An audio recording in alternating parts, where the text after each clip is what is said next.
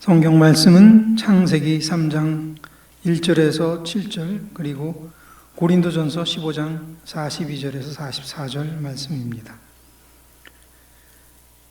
뱀은 여호와 하나님이 만드신 모든 들짐승 가운데서 가장 교활했다. 뱀이 여자에게 말을 걸었다. 정말로 하나님이 말씀하셨니? 동산의 나무 열매를 하나도 먹지 말라고? 여자가 뱀에게 대답했다. 동산의 나무 열매를 우리가 먹을 수 있지. 그런데 동산 한가운데에 있는 나무의 열매는 먹지도 말고 만지지도 말라고 하나님이 말씀하셨어. 죽지 않으려면 말이야. 뱀이 여자에게 말했다. 절대로 죽지 않아. 하나님이 알고 계셔. 그걸 먹는 날에는 너희 눈이 열려 하나님처럼 되고 너희가 좋음과 나쁨을 알게 된다고. 여자가 쳐다보았다. 그 나무 열매는 먹음직스러웠다. 또 그 나무는 눈에 쏙 들었고 슬기롭게 해줄 듯 탐이 났다. 여자가 열매를 따먹고는 함께 있던 자기 남편에게도 건넸다. 그가 받아 먹었다. 그러자 둘의 눈이 열렸다. 그들은 자신들이 벌거벗고 있다는 것을 알았다. 그래서 무화과 나뭇잎을 엮어서 허리에 두를 것을 만들었다. 죽은 사람들의 부활도 마찬가지입니다. 썩을 것으로 뿌려지지만 썩지 않을 것으로 부활합니다. 보잘것없는 것으로 뿌려지지만 영광스러운 것으로 부활합니다. 약한 것으로 뿌려지지만 강력한 것으로 부활합니다. 자연에 속한 몸으로 뿌려지지만 영적인 몸으로 부활합니다. 자연에 속한 몸이 있다면 영적인 몸도 있습니다. 오늘 저희는 좀 일찍 오는데 일찍 와서 보니까 연세 많은 할머니들이 교회를 많이 오시더라고요. 그리고 여기가 예배실인 줄 알고 다 일로 들어오시는 거예요. 어떤 분은 이제 워커를 짚고 아니면 부축을 해가지고 오는데 힘들게 여기로 올라오셔요. 그래서 빨리 가가지고 여기 아니고 요 옆방이라고 옆에 옆집이라고 얘기를 했어요. 그래서 제가 왜 이렇게 잠깐 깜빡하고 왜 이렇게 오늘 할머니들이 많지? 그리고 예배 장소를 모르는 할머니들이 많지? 여기가 아니라 옆방인데 여기로 들어오는 할머니들이 많지? 해가지고 거기 있는 그 할머니를 모시고 온 그분도 할머니입니다. 그런데 그분한테 오늘 무슨 특별한 날이냐 그랬더니 Of course 특별한 날이라는 거야. 무슨 날이야 그랬더니 어머니 날이라는 거예요. 아이 그거야 알지. 그러니까 옆집은 어머니 날인데 어머니 날에는 모르는 사람들이 많이 오는데 우리 집은 어머니 날인데 자녀들이 워낙에 훌륭해서 그렇죠? 자녀들이 어머니를 많이 봉양하나 봅니다. 봉양?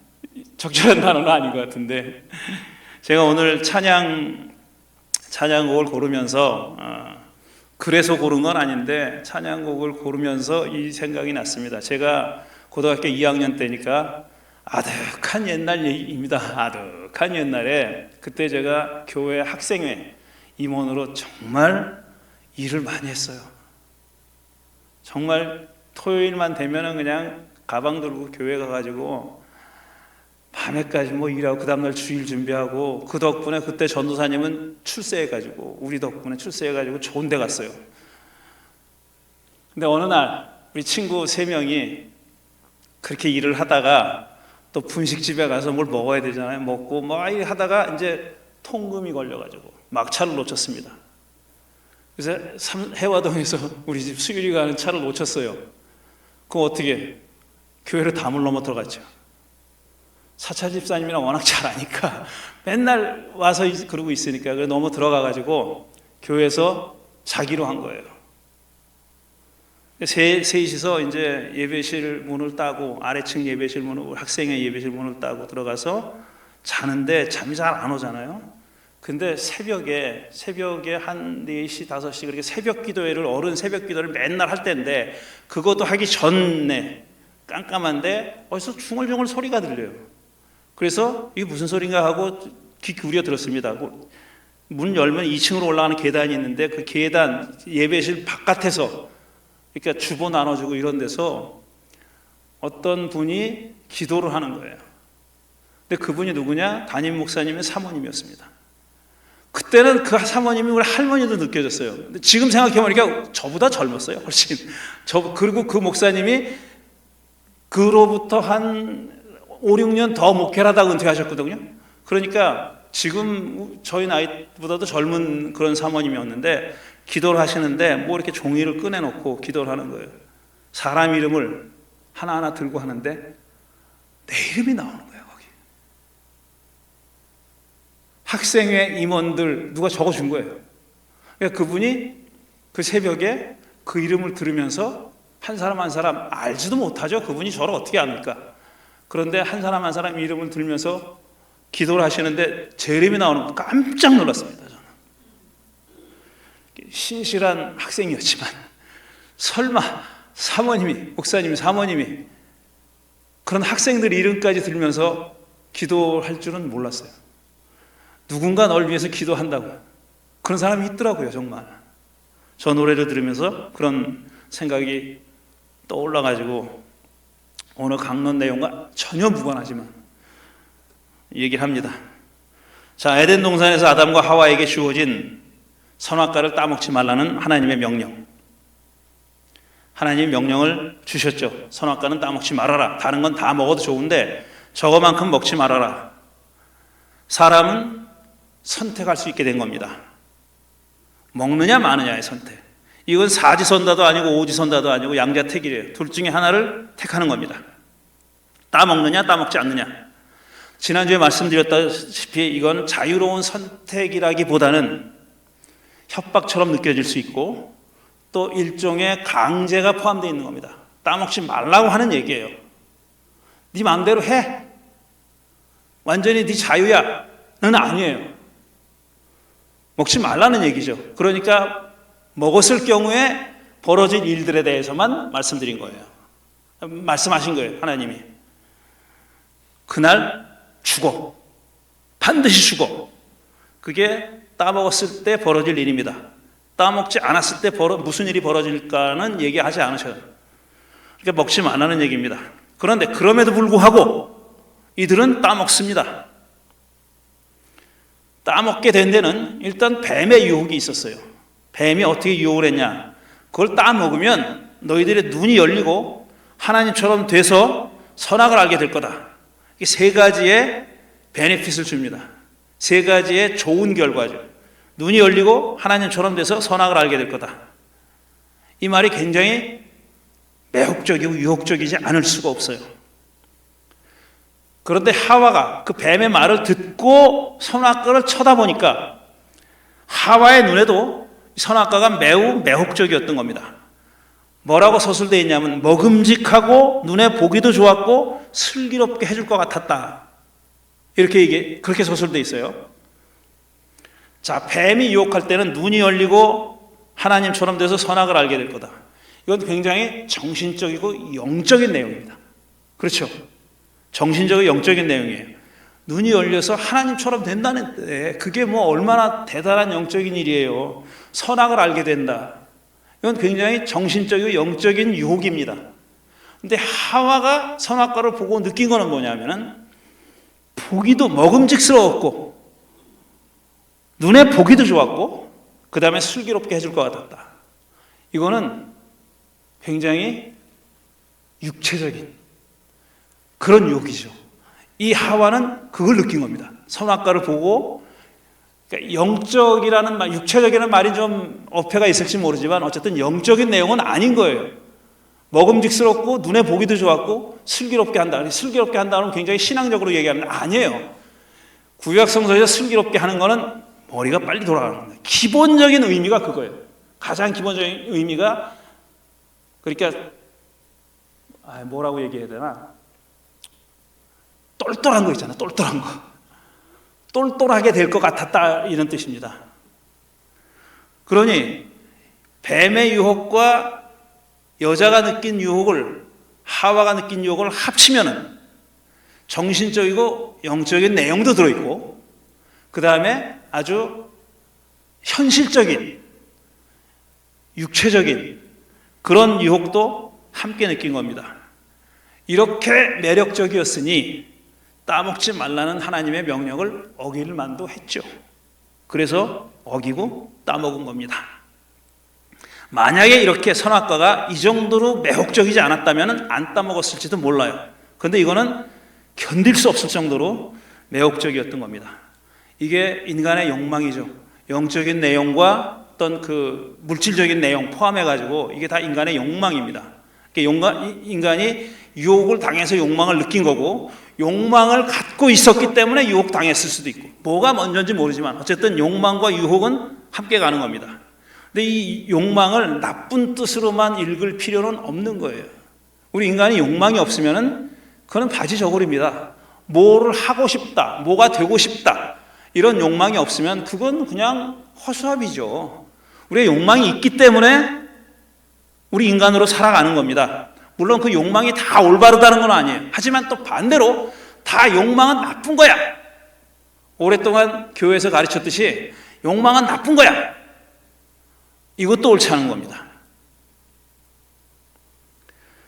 결국은 이 욕망 때문에 하나님의 금지 명령을 어기고 선악과를 따먹습니다. 이게 바로 인간의 자유의지고 자유로운 선택이고 선택의 자유죠. 그걸 행사한 겁니다. 아담과 하와가 그 인간의 자유의지를, 또 인간의 자유의지를 발휘해서 자유롭게 선택했고, 그런 선택의 자유를 행사한 겁니다. 물론 이런 자유에는 책임이 따릅니다. 결과가 따르죠. 책임이 따라요. 결과에 대한 책임도 져야 되는 겁니다. 선악과를 따먹은 결과로 이들은 에덴에서 추방당합니다. 에덴에서 쫓겨나요. 왜 쫓겨나느냐? 쟤네들을 그냥 뒀다가는 생명나무 열매까지 먹고 영원히 살겠다 해가지고 하나님이 쫓아냅니다. 그걸 생명나무를 못 따먹게 하려고, 따먹지 못하게 하려고. 그리고 추방하면서도 또 생명나무 앞에 빙빙 돌아가는 불칼을 든 천사를 세워놓고 접근 금지, 오면 죽어 라고 하는 방책까지, 그러니까 안전장치까지 해놓은 겁니다. 그걸 못 먹게 하기 위해서. 에덴 동산에서 추방당하는 그런 결과가 빚어졌습니다. 그 다음에 남자들은 열심히 땀을 흘려서 일을 해서 해야 먹고 살게 했고, 여자는 산고를 겪어야 아이를 낳을 수 있게 됐다. 이게 선악과를 따먹은 결과입니다. 추방당했고, 일해야 했고, 노동, 그 다음에 산고. 이게 세 가지 결과입니다. 그걸 가만히 생각해 보면은 우리 인류가 지금 현재 살아가고 있는 모습이죠. 생명나무에 접근을 못해서 우린 죽어요. 다 죽는다고. 오래 살아, 암만 인류가 인간이 의학이 발달하고 그래가지고 해도 그런 말도 하긴 합니다만 안 죽게도 될 수 있다. 저는 그렇지는 않다고 생각하고, 그렇게 되지 않을 거라고 생각하고, 또 그렇게 되지 안 되는 게 또 좋은 일이라고 생각하지도 않아요. 다 안 죽고 계속 살아봐요. 그러면 어떻게 되겠어요? 그렇게 다 죽게 돼 있고, 다 일을 하게 돼 있고, 남자만 일하는 거 아니에요. 여자도 일하지만 다 일을 해야 먹고 살게 돼 있고, 그 다음에 산고를 해결하는 방법은 지금도 없습니다. 고통을 겪어야 아이를 낳게 그렇게 되어 있는 거죠. 이걸 오랫동안 인간의 원죄라고, 교회에서는 원죄라고 가르쳤는데, 그렇게 읽을 수도 있지만 저는 다르게 읽고 있다라고 말씀드렸어요.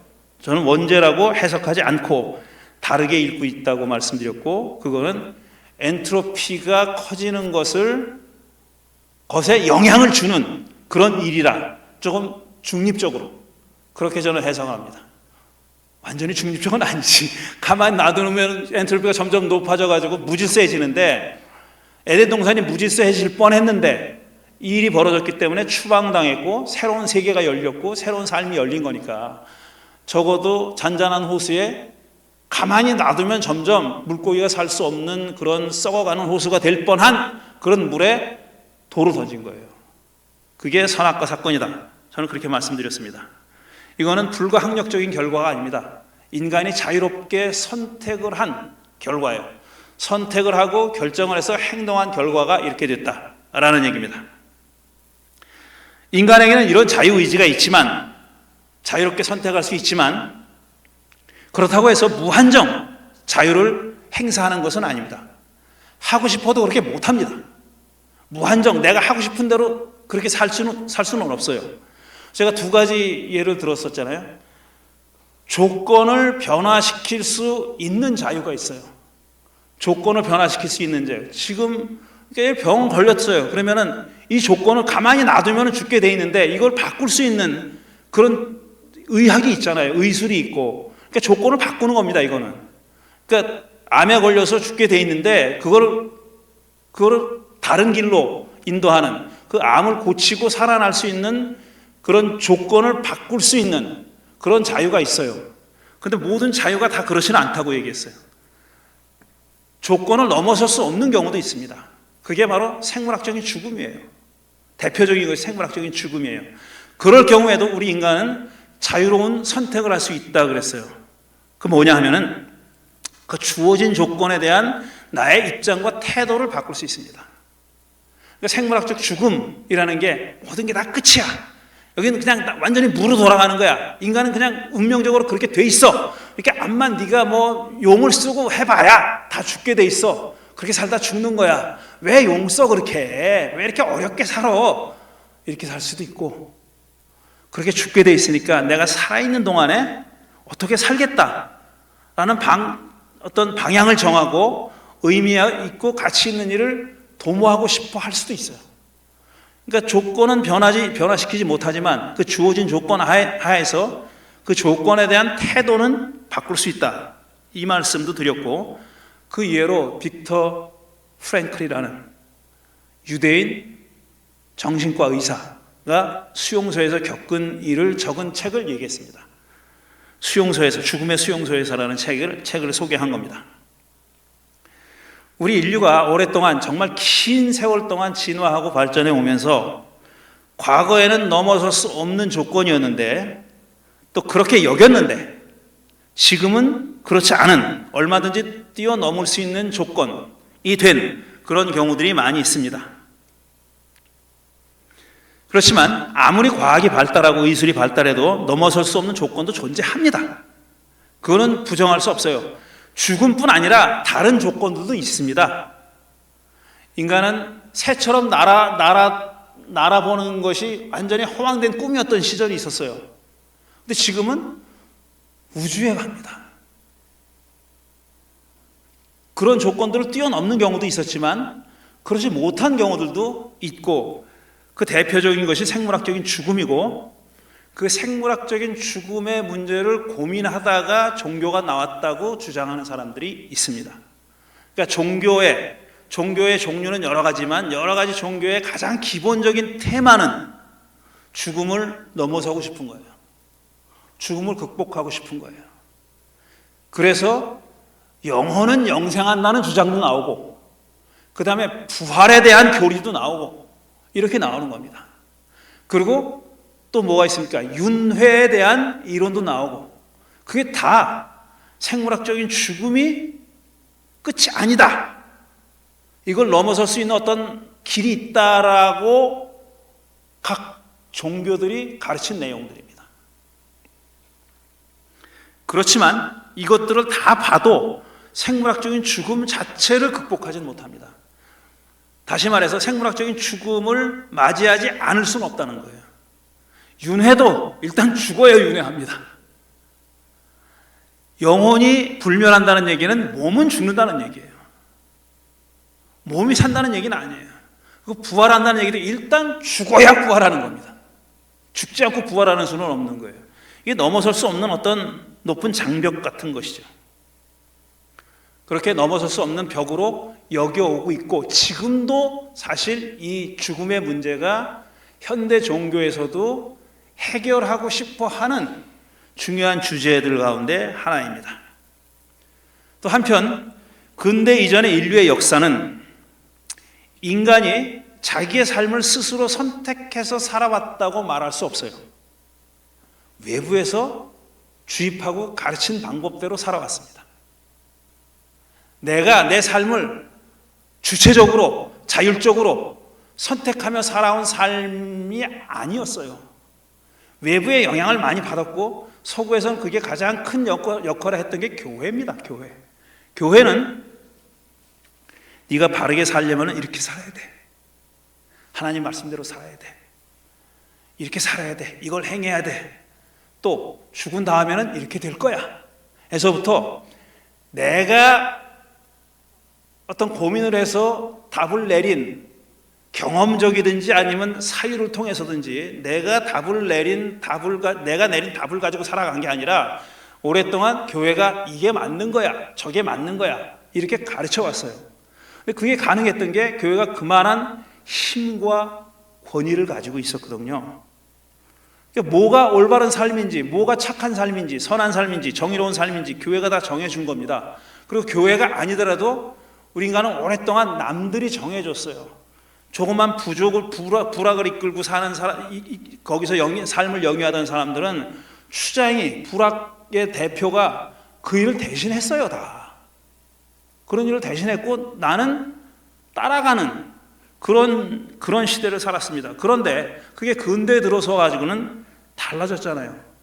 우리 사람의 이성을 강조하는 사상이 생겨났어요. 그러면서 교회의 소위 권력과 권위를 도전하기 시작했어요.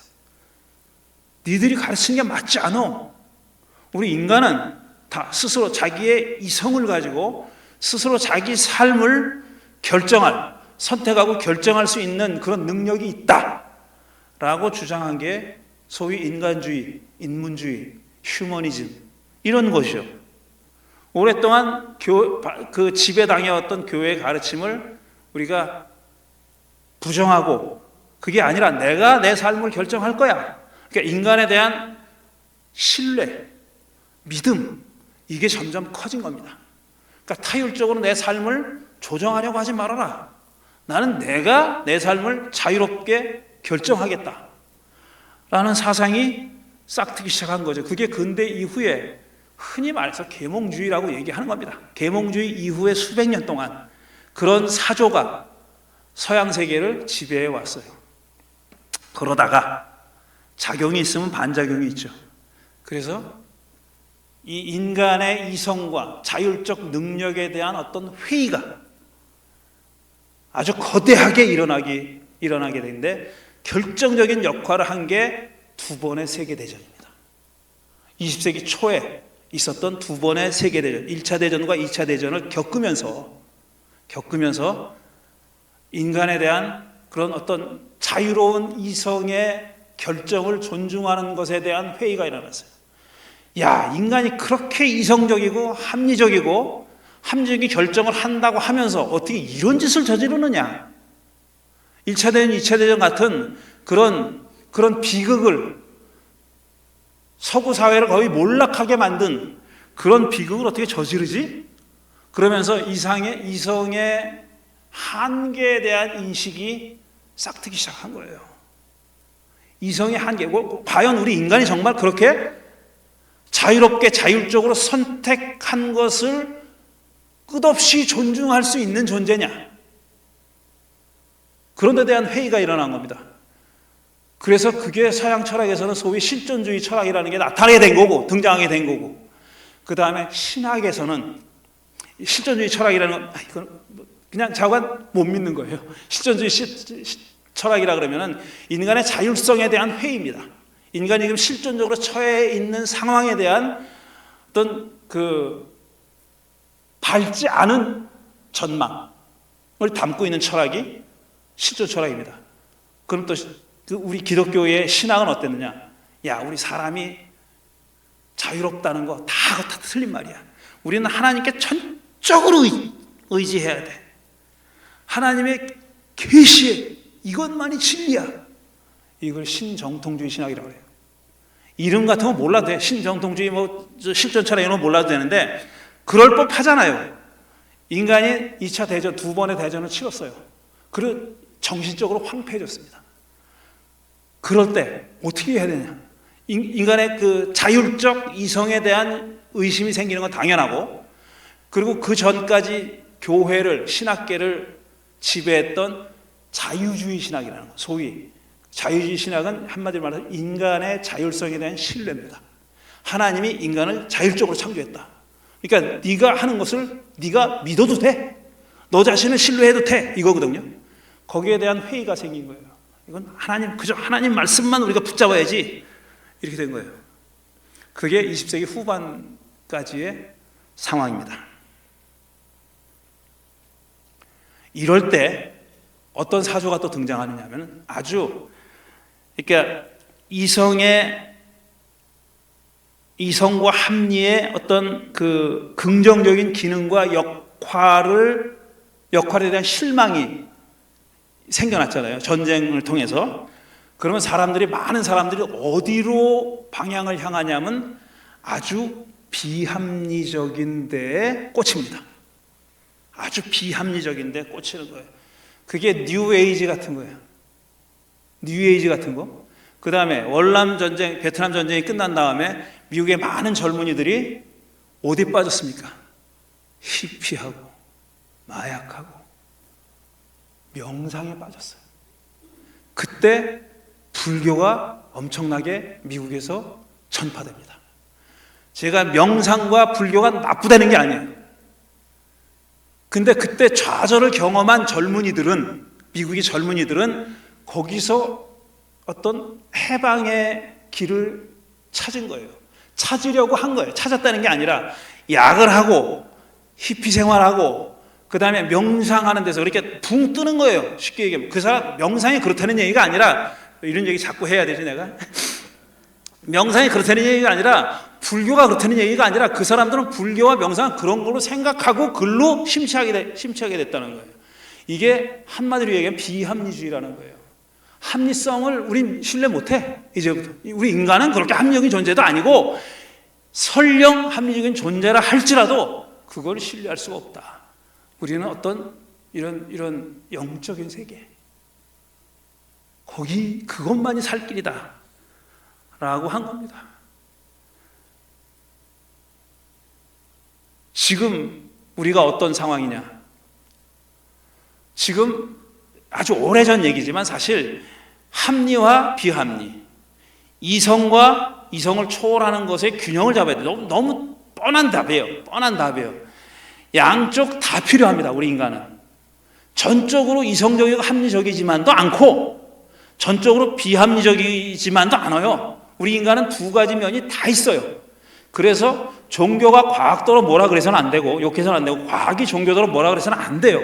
서로 영역이 다르다는 얘기가 아니라 전혀 너는 네 일 해 나는 내 일 할게 이게 아니라 양쪽의 존재를 다 존중해 줄 필요가 있는 겁니다. 존중해 줘야 되고 거기서 좋은 시너지를 만들어야 되는 겁니다. 합을 만들어야 돼요. 둘 중에 하나가 서로 상대방을 욕하면서 너 쓸데없는 짓이야, 환각이고 뭐 환상이야 이렇게 얘기해요. 넌 뭐 그게 한계가 없을 줄 알아? 이렇게 싸워서는 해결이 안 되는 거예요. 근데 지금 현재 상태는 저는 이렇게 희망적으로 봅니다. 양자의 균형을 찾아가는 과정이다. 그런데 그 찾아가는 과정이 그냥 비단길 깔린 부드러운 길만은 아니었었어요. 그렇지 않았습니다.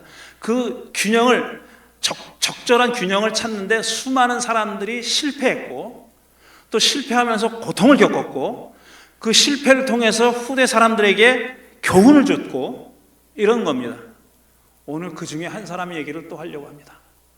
지난주에 프랭클 얘기를 했는데 오늘은 프랭클이 아니라 똑같은 유대인이면서 이탈리아 사람입니다. 이탈리아 사람인 프리모 레비라는 사람이 있어요. 이렇게 생긴 사람입니다. 저 사람이 프리모 레비인데 1919년생이더라고요. 3.1운동이 일어났던 해에 태어난 분이에요. 근데 1987년도에 죽었어요.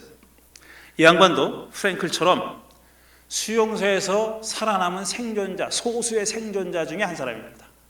근데 프랭클은 로고테라피라는 치료 방법을 창안해서 연구소도 만들고 병원도 만들고 그런 일을 했다 그랬잖아요. 이 사람은 화학자예요.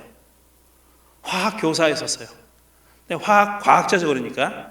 근데 이 양반은 풀려나고 나서 내가 할 일은 우리 인류를 위해서, 그러니까 수용소 경험을 겪고 그 수많은 사람들이 그렇게 죽어갔는데 생존했던 사람으로서 자기의 어떤 임무나 자기의 삶의 어떤 의미를 뭐에 뒀느냐, 거기서 벌어졌던 일을 증언하는 데 뒀습니다. 지금 책을 여러 권 썼어요. 자, 책은 이것이 인간인가, 그 그 다음에 가라앉은 자와 구조된 자, 이게 마지막 쓴 책입니다. 그 다음에 주기율표, 화학자니까 주기율표는 제가 안 읽어봤어요. 근데 화학 못하거든요. 그래서 안 읽어봤어요. 화학책이려니 하고 안 읽어봤고 두 권은 읽어봤는데, 근데 놀라운 것은 이렇게 책을 통해서 아니면 강연을 통해서 자기가 수용소에 겪은 일을 증언하는 데 대한 막중한 책임감을 느끼고 자기가 인류를 위해서 할 수 있는 일이 그거라고 생각했던 사람이에요. 이 레비라는 사람은. 그런데 이 양반이 1987년에 자기 아파트에서 투신해서 자살합니다. 죽었어요. 그것도 병들어서 죽은 거 아니라 스스로 목숨을 끊었습니다. 그래서 많은 사람들이 이 사람이 왜 죽었을까? 너무너무 정력적으로 활동하던 사람이에요. 책도 이거 말고도 여러 권 썼습니다. 여러 권 쓰고 또 이야기할 기회가 있으면 이야기하고 이러던 사람이 갑자기 자살한 거예요. 사람들이 추측을 했습니다. 여러 추측을 했는데 그 가까운 사람도 있고 아니면은 뭐 이걸 학문적으로 연구한 사람도 있고 이 사람이 왜 이런 선택을 했을까 추측을 했어요. 추측에 불과합니다. 지금 제가 말씀드리는 것도 추측에 불과한데, 이 사람이 수용소에서 어떻게 해서 살아남을 수 있었느냐, 빅터 프랭클과 비슷해요. 자기의 존엄을 지키는 길이 살아남는 길이었다. 제가 그 소량의 지저분한 물을 줬는데 그걸 마시기도 부족한데 면도하는 사람이 있었다고 얘기했잖아요. 이게 그 사람은 자기 존엄을 지키는 게 허접하고 싶지 않은 거예요. 그 수용소 안에 일부러 변소를 안 만들어 놨습니다. 이자들이, 나치들이. 그리고 그 안에서 먹고 싸게 했어요. 그러니까 니들은 인간이 아니다 라는 걸 주지시키려고 그렇게 했습니다. 그런데 그 가운데서도 자기 존엄을 지키기 위한 자기 나름의 그런 행위를 한 사람들이 살아남았다고 말씀드렸는데, 근데 이 양반이 그렇게 인간의 존엄에 대해서 얘기하고 삶의 의미에 대해서 그렇게 얘기하고 아주 이성적인 사람이었고 증인으로서 살아가는 것이 자기의 책무라고 생각했던 사람이고 항상 삶을 긍정하는 사람이라고 다른 사람들이 다 그렇게 생각했던 그런 낙관주의였던 사람이 왜 스스로 목숨을 끊는 선택을 했느냐. 왜 그러냐 하면은 이 추측입니다. 자, 독일이 이런 짓을 벌여놓고 지금은 더 하죠. 지금은 더 한데 이 양반이 살아있을 1980년대까지도 그때도 여전히 무슨 우리가 유태인을 600만 명 죽이긴 뭘 죽여? 가스실 다 거짓말이야 하고 댕기던 네오나치들이 있었어요. 그러니까 독일 사람들이 내 앞에 와서 무릎 꿇고 사죄하라는 게 아니에요. 자기들이 인류를 향해서 저질렀던 그 엄청난 범죄에 대해서 인간이라면 자기들이 남의 존엄성을 그렇게 망가뜨리고 해친 것에 대한 그 아픔에 대한 공감, 그리고 용서를 구하는 마음, 비는 게 아니에요. 그런 마음이 있어야 되는데 그런 엉뚱한 짓을 하는 사람들이 많이 있었고 지금 더 늘어나고 있고 그게 다가 아닙니다. 1982년도에 이스라엘을 레바논을 침공했어요. 지금 레바논 침공하잖아요. 지금 82년도에도 그랬어요. 추측입니다. 이거는 레비가 그런 말을 했는지 안 했는지 모르겠는데 나중에 사람들이 자기 나라가 그런 짓을 하고 있는 걸, 아무 잘못도 없는 레바논을 침공하고 아주 조그만 나라 주제에 제국주의적으로 그렇게 그냥 영토로 차지하려고 그러고 자기들만 차지하려고 그러고 주위 사람들을 다 내쫓으려고 그러고 이렇게 하는 데 대한 어떤 비관이 있었을 거다라는 겁니다. 그런 사태를 목도하고 그의 마음이 얼마나 갈갈이 찢어졌겠느냐라고 사람들은 추측하는 겁니다. 다시 말씀드리지만 우리 인간은 합리와 비합리 다 가지고 있어요. 이건 뭐는 좋고 뭐는 나쁘다고 할 게 없어요. 합리로 다 해결 못합니다. 우리 인간의 삶은. 그런 해결하지 못하고 설명하지 못하는 면이 있어요. 그걸 인정을 해야 돼요. 그걸 어떻게 우리가 이용할 거냐, 아니면 어떻게 활용할 거냐, 그걸 어떻게 살 거냐, 한마디로 비합리를 어떻게 살 거냐 하는 문제를 우리가 고민하고 따져봐야 되지. 그거는 무가치하다고 생각하거나 반대로 이게 다야, 합리고 이상이고 다 물론 말라 비틀어진 합리야, 우리 인간은 그런 존재가 아니야 라고 생각하는 거 다 잘못이에요. 다 잘못이에요. 이 둘을 어떻게 잘 조화시켜서 시너지를 만들어내느냐 하는 겁니다. 죽음이라는 것도 여러 가지가 있어요. 지금 죽음과 부활에 대해서 얘기하고 있는데, 다시 결론을 말씀드리면은 우리가 성서를 통해서, 예수님을 통해서 알게 된 부활은 생물학적인 죽음에서 살아나는 게 아닙니다. 소생이 아니에요. 다시 살아나는 건 부활이 아니에요. 그게 아니에요. 생물학적인 죽음과 아무 상관도 없는 거예요. 그런데 예수님 시대 이전부터, 수만 년 전부터 종교는, 각양각색의 인류의 종교는 그 죽음의 문제, 생물학적인 죽음의 문제가 중요한 테마였었단 말이에요. 그러니까 교회도 그 테마를 덮어 씌운 거예요, 예수님한테. 예수님은 원래 그게 아닌데, 거기에 대해서 말씀한 게 아닌데, 그 일반적인 보편적인 주제를 예수님에 갖다 씌운 거예요. 예수님도 이런 얘기 한 거다. 결국은 다시 살아나는 거, 영원히 사는 거, 그 얘기한 거다. 예수님 부활도 그걸 보여준 거다. 이렇게 얘기한 겁니다. 그거 아닙니다. 자, 프리모 레비가 겪었던 죽음을 생각해 보시오. 그는 수용소에서 안 죽었습니다. 안 죽었어요. 그 상황에서도, 그 극한의 상황에서도 안 죽고 살아남았어요. 무엇이 그를 살아남게 했는가? 그런데 그는 수용소에 나와서 자유의 몸이 된 다음에 그렇게 정력적으로 활동하면서 자기 목숨을 스스로 끊었습니다. 왜 끊었을까? 그 죽음은 뭘까? 이겁니다. 두 번만 더 하겠습니다. 앞으로 딱 두 번 하고 마무리합니다. 개인이든 집단이든 우리 살아가는 삶의 이야기, 역사라고 불러도 좋고 뭐라고 불러도 좋아요. 개인이든 집단이든 필연적으로 정해진 경로로 따라가는 건 아닙니다. 절대로. 그건 아니에요. 그렇다고 마음대로 천방지축할 수 있는 것도 아니에요. 어떤 주어진 조건을 어떻게 만나느냐, 어떻게 대면하느냐, 그 다음에 어떤 새로운 길을 생성해낼 수 있느냐. 담이 높아서 못 넘어가면 돌아가야 됩니다. 구멍을 뚫을 수 있는 재질이면 뚫어야 돼요. 그리고 구멍도 못 뚫고 돌아가지도 못하는 거면 그 벽에 대한 생각을 바꿔야 돼요. 이게 다 우리가 살아가는 방식이고, 죽어가는 방식이고, 부활하는 방식입니다. 다음 주에 계속 이어가겠습니다. 잠시 생각하는 시간 갖겠습니다.